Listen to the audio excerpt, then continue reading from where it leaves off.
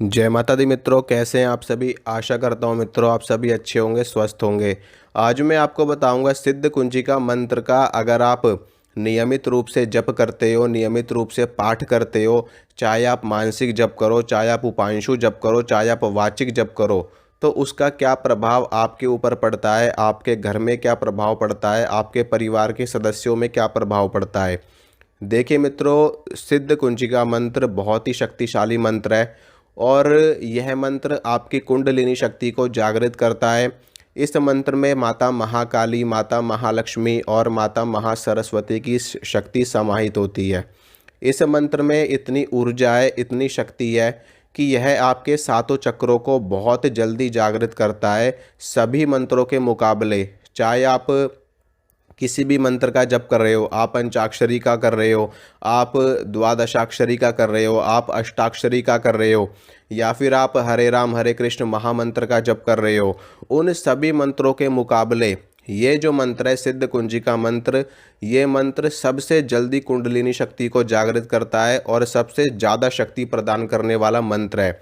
और मैं आपको बता दूं कि अगर आप इस मंत्र का जप करोगे तो इतनी जल्दी आपको अनुभव होंगे, इतनी जल्दी आपको शक्ति का साक्षात्कार होगा कि आपने कभी कल्पना भी नहीं करी होगी।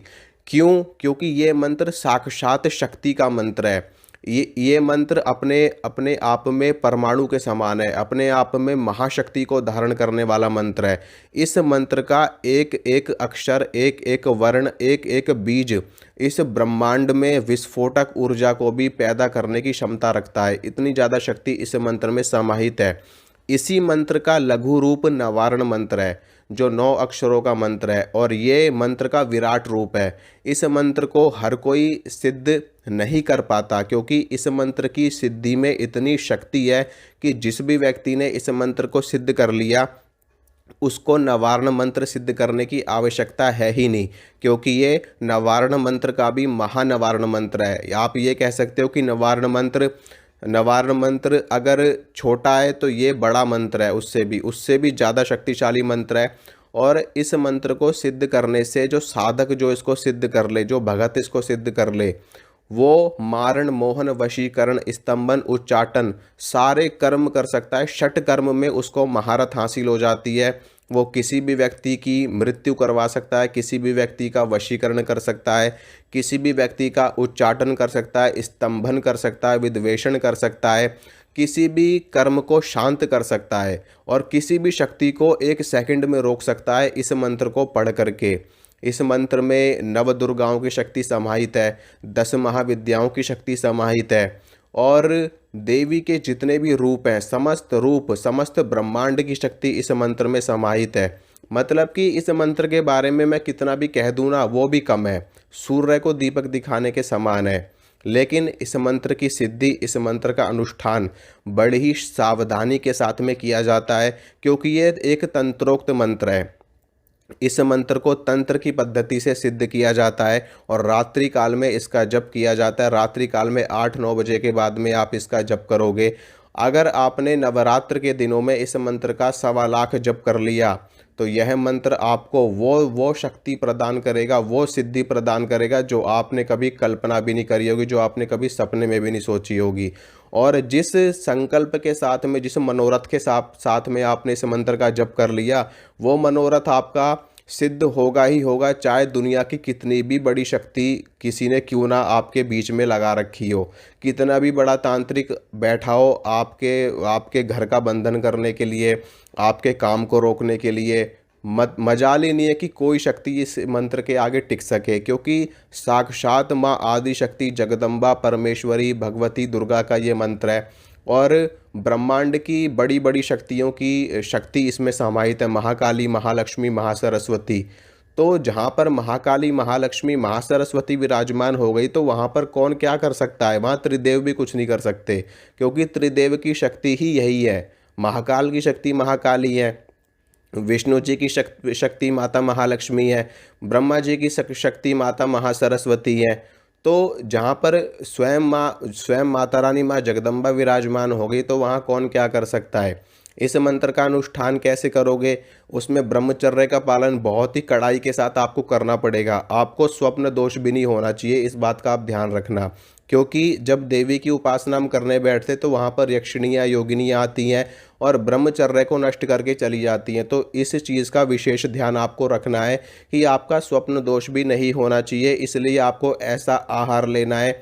अपने मन को बिल्कुल भटकने नहीं देना है, आपको बिल्कुल सचेत होकर के, बिल्कुल सतर्क होकर के आप अनुष्ठान करोगे। मंत्र का जाप बिल्कुल टाइम टू टाइम आपको करना है। ये नहीं कि आप आज 1 घंटा लेट कर रहे हो, बाद में 1 घंटे पहले कर रहे हो, ऐसा बिल्कुल भी नहीं चलेगा। मंत्र अनुष्ठान में आलस्य का बिल्कुल आपको त्याग कर देना है, बिल्कुल आलस्य आपको नहीं करना है, नहीं दिखाना है। और साथ में महिलाओं का पूरा सम्मान करना है अनुष्ठान के समय में, क्योंकि ये मंत्र जितना शक्तिशाली ये मंत्र है, अगर इसका अनुष्ठान निष्क्रिय हो जाए, विफल हो जाए, तो हानि भी पहुंच सकती है साधक को, क्योंकि डायरेक्टली कोई भी साधक इस मंत्र की सिद्धि नहीं करता। सबसे पहले आप नवार्ण मंत्र को सिद्ध करो, उस मंत्र को सिद्ध करने के बाद में इस मंत्र में हाथ डालो। अगर आप डायरेक्ट इस मंत्र को सिद्ध कर रहे हो तो बड़ी ही सावधानी के साथ में करना, बड़ी ही सतर्कता के साथ में करना, क्योंकि शक्ति बहुत जल्दी इससे प्रकट होती है, बहुत जल्दी शक्ति समक्ष आती है इस मंत्र से, ऊर्जा बहुत जल्दी इस मंत्र से प्रस्फुटित होती है। तो आपकी कुंडलिनी शक्ति बहुत तेज़ी से जागृत होगी, आपको अनुभव होंगे, आपके शरीर में बहुत सारे बदलाव होने शुरू हो जाएंगे, आपको बहुत जल्दी स्वप्न में देवी का दर्शन प्राप्त होगा, आपको अनुभव होगा, आपको अपने आसपास हमेशा शक्ति का आभास होता रहेगा, आप जो बोलोगे वो चीज़ सत्य हो जाएगी। जो भी लोग इस मंत्र का जप करते हैं उनकी दिव्य दृष्टि भी बहुत जल्दी खुलती है, दिव्य दृष्टि खुलती है, और जो भी हृदय चक्र है, आज्ञा चक्र है और सहस्रार चक्र है, ये तीनों चक्र बहुत जल्दी खुलते हैं, बहुत जल्दी जागृत होते हैं, और इनके ऊपर शक्ति का आपको खुद ब खुद अनुभव होगा, आपको खुद महसूस होगा। जब आप इस अनुष्ठान में बैठोगे ना, आप खुद कहोगे कि हाँ, कोई चीज़ हम कर रहे हैं, कोई शक्ति हमको अनुभव करवा रही है, एकदम ऐसे, एकदम साक्षात रूप से आपको शक्ति का अनुभव होगा। आपको खुद लगेगा कि हाँ, कुछ तो बात है इस मंत्र में, जब आप इसका अनुष्ठान करोगे। लेकिन अनुष्ठान कैसे करोगे? पूरी की पूरी नवरात्र विधि के अनुसार इसका अनुष्ठान किया जाता है, और कलश स्थापना करी जाती है, देवी के लिए अखंड ज्योत की स्थापना की जाती है, देवी को 16 श्रृंगार आप अर्पित करोगे, चुनरी चोला इत्यादि अर्पित करोगे, भोग प्रसाद अर्पित करोगे। ब्रह्मचर्य का पालन आपको करना है। व्रत अगर आप कर सकते हो तो करो, अगर व्रत नहीं कर सकते तो आपको सात्विक भोजन लेना होगा, बिल्कुल सात्विक आहार आपका रहेगा। अंडा मीट शराब ये सारी चीज़ों का परहेज आपको रहेगा। मन में आपके बिल्कुल भी कामुक विचार नहीं आने चाहिए, नहीं तो आपकी साधना खंडित हो जाएगी, क्योंकि जितना बड़ा मंत्र, जितनी बड़ी शक्ति, उतनी बड़ी परीक्षा भी होती है साधक की। तो योगिनियाँ यक्षिणियाँ आनी शुरू हो जाती हैं दूसरे तीसरे दिन से ही। जब आप अनुष्ठान में रात्रि काल में मंत्र का जप करके आप जब सोओगे तो भी तभी आपको पता चल जाएगा कि यक्षिणी योगिनी आपके आसपास आ चुकी है। आपको स्वप्न में एकदम देवी स्वरूपा शक्तियाँ आपको दिखाई देनी शुरू हो जाएंगी, बिल्कुल ऐसे जैसे कि बहुत सारी देवियाँ आपके आसपास घूम रही हैं। कभी कोई देवी आ रही है, कभी कोई देवी आ रही है, तो ये सभी माता की सेविकाएं होती हैं, यक्षिणियाँ होती हैं, योगिनियाँ होती हैं माता की, जो साधक की परीक्षा लेने के लिए आती हैं। और निश्चित रूप से आपका ब्रह्मचर्य खंडित हो सकता है इस साधना में। तो विशेष ध्यान रखिए, अपना आहार ऐसा लीजिए कि आपको, आपके मन में कामुक विचार, क्योंकि जैसा अन्न वैसा मन, आप जैसा अन्न खाएंगे, जैसा भोजन आप ग्रहण करेंगे अनुष्ठान के समय में, वैसा ही आपका मन बनेगा। बिल्कुल प्याज लहसुन का त्याग कर देना है, क्योंकि प्याज लहसुन तामसिक होता है, इसको लेने से मन में कामुक विचार आते हैं, कामुकता ज़्यादा जागती है, तामसिक विचार आते हैं, और ऐसी चीज़ अगर आप करोगे तो अनुष्ठान आपका विफल हो जाएगा। तो पूरी श्रद्धा के साथ, पूरी भक्ति के साथ आप इस मंत्र का अनुष्ठान करिए। और अगर आप 1.25 लाख नहीं कर सकते तो 10,000 करिए, 11,000 करिए, जितना आपसे हो सके संकल्प लेकर के। और जो भी आपकी कामना है वो माता से कहिए, माता रानी आपकी मनोकामना अवश्य पूर्ण करेंगी।